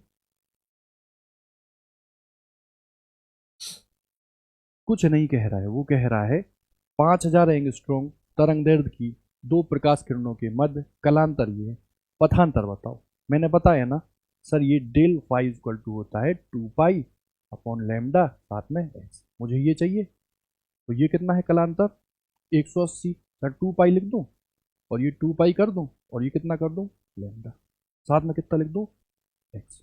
इससे इसको हटा दूं तो एक्स की वैल्यू कितनी आ जाएगी लैम्डा। ठीक है, यानी जो पथ का जो अंतर है ना लैम्डा होगा। ठीक, अब एक अच्छा क्वेश्चन हम लिख रहे हैं, उसको जरा तुम ट्राई कर लो। और लैम्डा की वैल्यू कितनी दी है,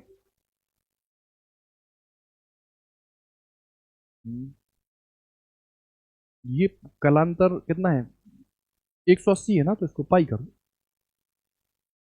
कितना कर दो पाई। ये कितना है 2 पाई, ये कितना है लैम्डा, ये कितना है एक्स, इससे इसको हटा दो तो एक्स कितना आ जाएगा लैम्डा बाई 2। लैम्डा कितना दिया है 5000, ये 2 कितना आ जाएगा 25। ठीक, ये क्वेश्चन आपको आने लगे। ठीक, अच्छा अब एक अच्छा क्वेश्चन हम लिख रहे हैं, 3 क्वेश्चन लिख रहे हैं और तीनों आपको ही करने हैं। ठीक है, चलो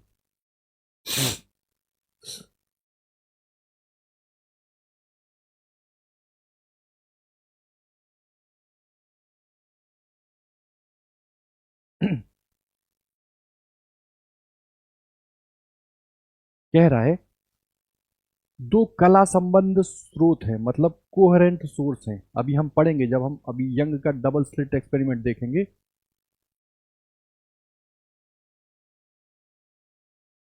कोहेरेंस सोर्स हैं। ठीक, उन कोहेरेंस सोर्स के लिए जो तीव्रताओं का अनुपात है वो कितना है n, यानी I1 अपॉन I2, ये कितना है n। आपसे वो पूछ रहे हैं, पूछ क्या रहे हैं I मैक्सिमम निकाल दो और I मिनिमम।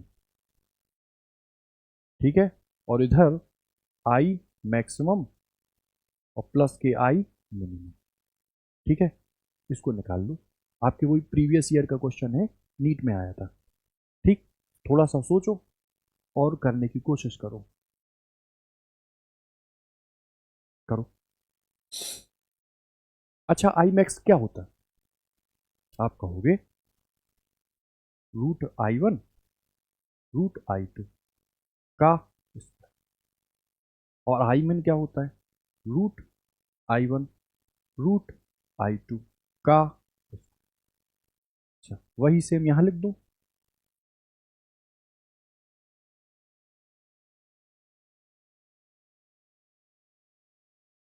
√I1 √I2 का। अब देखो यहाँ a² b² 2ab, a² b² -2ab, देखो a² वाली जो चीज़ें हैं वो कट जाएंगे, यहाँ कितना बचेगा 2ab, और माइनस प्लस होके 2ab, तो यहाँ मैं सीधा 4 लिख दूँ और अंडर उठ के I1 I2 लिख दूँ, और देखो यहाँ कितना बचेगा, तो 2ab वाला जो चीज़ है वो कट जाएगा, तो कितना बचेगा यहाँ पर, यहाँ बचेगा I1 I2, है ना, कितना बचेगा, तो इधर आएगा 2 और ये I1 ये I2, सही है ना, सही है। चलो अच्छा देखो, अब देखो 4 तो लिख लो ये। अच्छा I1, इधर बताओ I1 अपॉन I2 कितना है n, तो क्या मैं I1 को NI2 लिख दूं, NI2 लिख दूं। चलो तो देखो I1 को, या ऐसे अभी देख लो 4,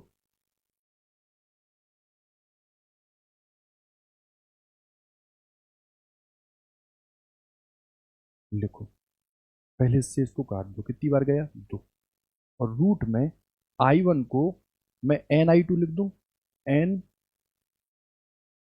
NI2, और ये भाई क्या था I2, और इधर I1 को फिर क्या लिख दूं NI2, और ये I2। ठीक है, सही है ना। अच्छा, अब क्या आ जाएगा, 2 तो ये था, ये अंडर रूट में ही रह गया, और I2 का स्क्वायर बाहर निकल के क्या हो गया I2, और ये n था, और ये बाहर निकल कर I2 का स्क्वायर, इतना हुआ। I2 से भैया I2 काट दो। तो देखो ये कितना हुआ, 2, अंडर रूट के अंदर ये n बचा, तो ये क्या आ जाएगा I2। ठीक है, ऑप्शन देखें क्या आंसर आ रहा है, 1 मिनट।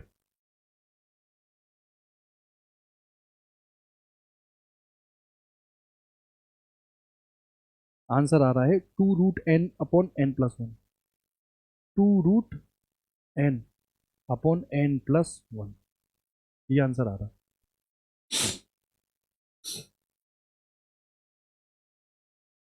अच्छा देखो ये I1 I2 था ना, तो ये कितना हो जाएगा, I1 I2 ही तो किया था ना। देखो ये आया 2,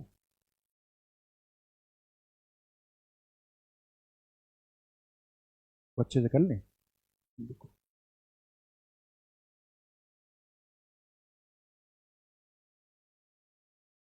2√n/n+1, ये आ रहा था। इसको देखो जरा, A² B² 2AB वाली चीज ही बचेगी, बाकी A² वाली माइनस में होने की वजह से कट जाएगी। देखो 2√I1 I2 और 2√I1 I2, total 4I1 I2 इतना हुआ। और नीचे बताओ, अब यहाँ स्क्वायर वाली चीज आएगी, तो देखो √I1 का स्क्वायर I1 हुआ हुआ और √I2 का स्क्वायर I2 हुआ। कितनी बार हुआ, 2 बार। तो मैंने यहाँ लिख दिया 2I1 और 2I2 हुआ ना। अब देखो मैंने 2 को कॉमन ले लिया यहीं से, तो 2 हुआ ये और I1 I2। ठीक है भाई, इसको काट दो तो ये तो बचा 2। अच्छा अब I1, इसको मैं कुछ ऐसे लिख लूँ, I1 I2, और इसको I1 को मैं क्या लिख दूँ, N I2 और ये तो भाई I2 था। ठीक, तो देखो इधर 2 और इधर I1 को N I2 लिख दूँ, तो N I2 का स्क्वायर हो जाएगा ना, और इधर I2 को कॉमन ले लो तो इधर बचेगा n+1।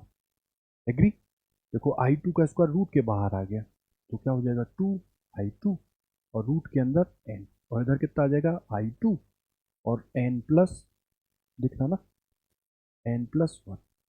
I2 से I2 को काट दिया, तो बताओ कितना आ जाएगा, 2√n/n+1। ठीक है, आई होप क्लियर हो गया होगा। ठीक, तो ये जो इंटरफेरेंस की चीज है ये बहुत आसान है, ये है ना, शुद्ध मैथमेटिक्स लगनी है, कलांतर पथांतर आपको आना चाहिए बस। तो थ्योरी वाले पोर्शन में भाई न्यूटन आए, कणिका का सिद्धांत दिया, वो एक बात पर गलत हो गया कि जो वेलोसिटी होती है सघन माध्यम में वो ज़्यादा इन्होंने बताई, लेकिन एक्चुअली में होती क्या है, कम। फिर एक यूनिवर्सल मीडियम लेके आए, हाइगेंस, ईथर, और इन्होंने भी कुछ चीज़ों की परिकल्पना की और वो सही निकल गई। कण की जगह इन्होंने प्रकाश को तरंग माना और उसके आधार पर भी हाइपोथेसिस दे दी, और घटना जो बताई वो पहली कौन सी थी अपनी, व्यतिकरण। क्या थी, व्यतिकरण। हमने उसको भी पूरी तरीके से देख लिया, मतलब जो है क्या उसमें, सुपर इम्पोजिशन ऑफ वेव। अब सुपर इम्पोज जब करेंगी या सुपर पोजिशन होगा, तो सुपर पोजिशन में कहीं इंटेंसिटी अधिक और कहीं कम, तो इंटेंसिटी और एम्पलीट्यूड का हमने नॉर्मल वैल्यू देख ली कि कैसी निकलती। फिर एक कंडीशन बता दी कि कहाँ अधिकतम और कहाँ न्यूनतम, है ना, क्योंकि अब जो हम लेंगे वो यंग का डबल स्लिट लेंगे या इंटरफेरेंस करेंगे, तो अब हम कुछ ऐसी स्लिट ले लेंगे या कोहेरेंस और सोर्स को पढ़ने के बाद और आगे की चीज़ डील करेंगे। ठीक है, तो आज इतना ही रहने देते हैं, कल की क्लास में इसी को हम आगे बढ़ाते हैं। थ्योरी पोर्शन आप लोग थोड़ा देख लीजिएगा, क्योंकि समय क्लासेस में रहता है कम, हम लोग को टॉपिक डिस्कस करने रहते हैं, तो जो थ्योरी है क्योंकि वो पूछा नहीं जाता है ना, जैसे मैंने अपवर्तन की व्याख्या छोड़ दी, तो आप उसको देख लीजिएगा, उसके हिसाब से आप अपवर्तन को पूरा कर लेना। ठीक, ग्रुप पे मैं क्वेश्चन भेज देता हूँ, उन क्वेश्चन को आप डील करो। जैसे प्रिज्म के भी कुछ क्वेश्चन बचे हैं, उन क्वेश्चन को भी हम अपकमिंग क्लास में ले लेंगे। ठीक है, आज रहने देते हैं इतना ही। बहुत बहुत धन्यवाद। पढ़ते रहिए, ग्रुप के क्वेश्चंस आप लगाते रहिए, इन क्लासेस को आप लगातार देखते रहिए। ठीक, और हो सके शॉर्ट नोट्स आप बना लो, क्योंकि एग्जाम में शॉर्ट नोट्स ही आप बहुत क्विक रिवीजन में रिवाइज कर पाए। ठीक है, ठीक।